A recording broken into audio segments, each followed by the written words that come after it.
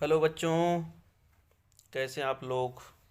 उम्मीद करता हूँ कि सभी लोग बढ़िया होंगे और पढ़ाई कर रहे होंगे।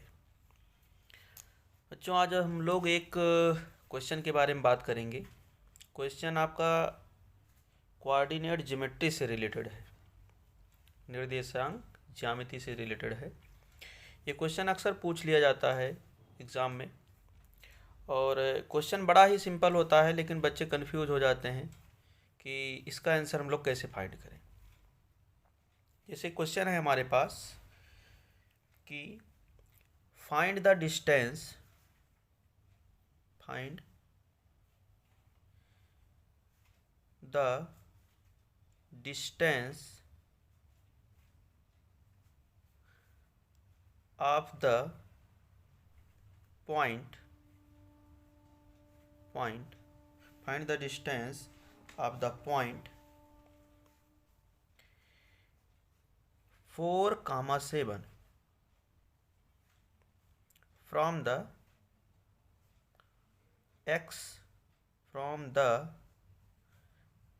x axis। क्वेश्चन में दिया गया है कि find the distance of the point हमारा क्या है 4, 7 from the y axis, from the x axis, यानी कि एक्स एक्सिस से इस पॉइंट की डिस्टेंस कितनी होगी। प्रॉब्लम इसमें यह होती है कि अगर दो पॉइंट हमको दिए गए होते तो हम आसानी से डिस्टेंस फार्मूला लगा करके, दूरी का सूत्र लगा करके दोनों पॉइंट के बीच की दूरी निकाल लेते। कन्फ्यूजन यही बच्चों क्रिएट होती है कि सर एक ही पॉइंट दिया गया है, दूसरा पॉइंट नहीं दिया गया है, तो हम लोग डिस्टेंस कैसे फाइंड करें।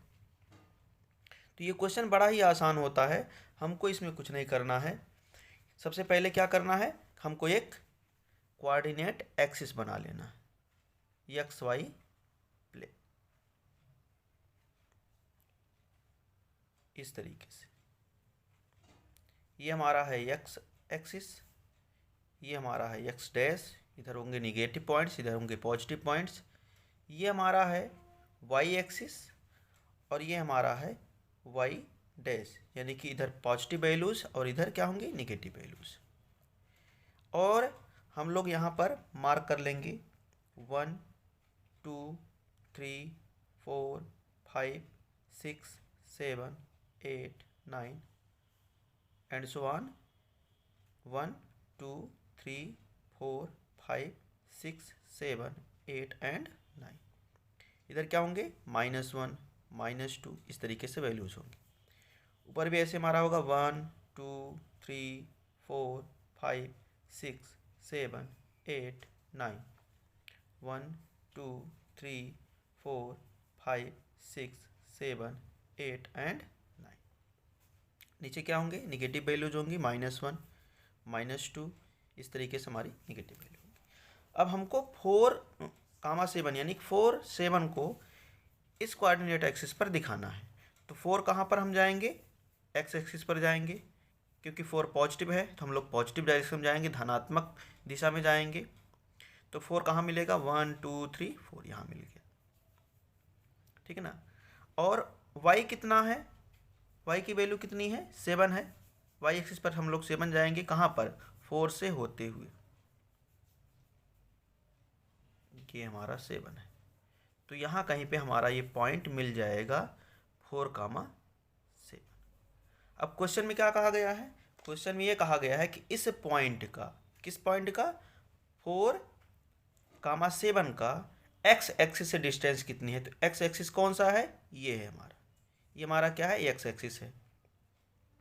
यहाँ से इसकी डिस्टेंस कितनी हो जाएगी, काउंट कर लेंगे हम लोग 1, 2, 3, 4, 5, 6 एंड 7। तो एक्स एक्सिस से जो डिस्टेंस होगी वो कितनी हो जाएगी, एक्स एक्सिस से जो डिस्टेंस होगी,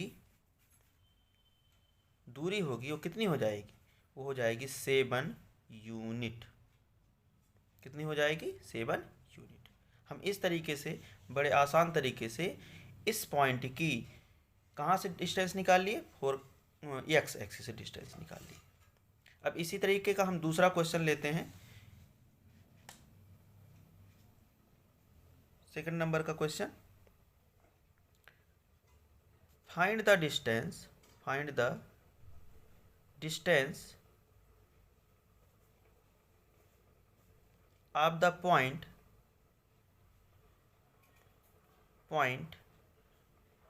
-3, 5 फ्रॉम द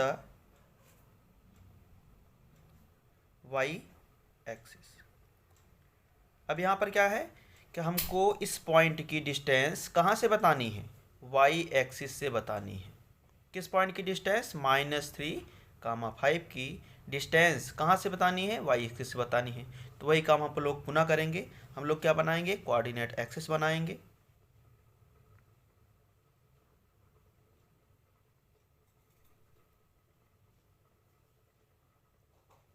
x और इधर थोड़ा सा और बढ़ा ले हम लोग, x डैश, इधर क्या होगा y, और ये क्या हो जाएगा हमारा y डैश। पॉइंट ले लीजिए 1 2 3 4 5 6, 1 2 3 4 5 6, इधर -1 -2 -3, 1 2 3 4 5 6, 1 2 3 4 5 6, इधर क्या होगा -1 -2। पॉइंट हमारा क्या था, पॉइंट हमारा था -3, 5, यानी कि x एक्सिस पर जो डिस्टेंस है, x एक्सिस पर कितना पॉइंट है, -3 है। तो हम लोग कहाँ आएंगे, x एक्सिस पर -3 के पास आएंगे।